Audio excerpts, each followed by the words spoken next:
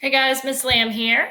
And as we begin our unit on causes of the American Civil War, we are going to learn about some of the differences in the Northern versus the Southern societies. So we are going to start with the Northern Society. The first thing I want to talk to you about is basically what the antebellum period is.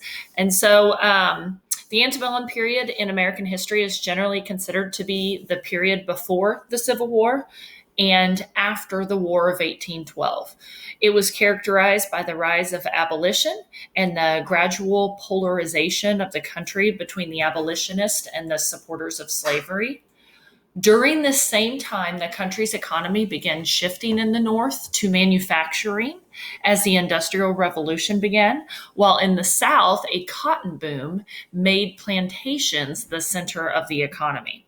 The annexation of new territory and Western expansion saw the reinforcement of American individualism and of manifest destiny, the idea that Americans and the institutions of the U.S. are morally superior and Americans are morally obligated to spread these institutions. So, people in the North had a larger population than the South.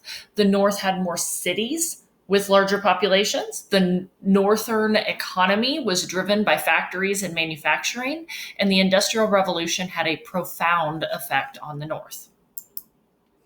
Transportation. The North invested a lot in technology. This helped link cities together.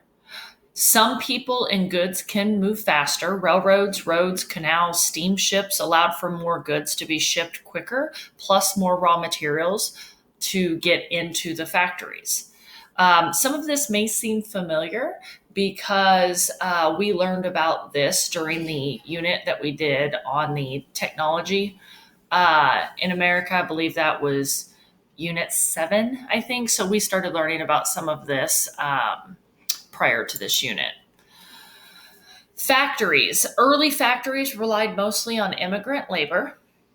There were many models of factories like the Rhode Island system, which hired whole families to work, the Lowell Mill, which mainly hired women because they were cheaper due to the limited work opportunities for women.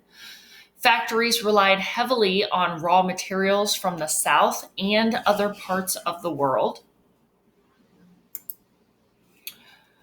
Many of the reform movements start in the North: unions, abolition, women's suffrage, and the Second Great Awakening.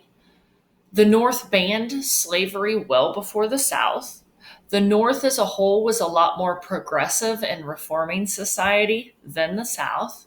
And a lot of these things like abolition, women's suffrage, those should seem familiar from the unit that we just finished. And so, really, that is everything that I wanted to talk to you, just to kind of sum up some of the characteristics of Northern society. Hope you guys have a great day. Thanks.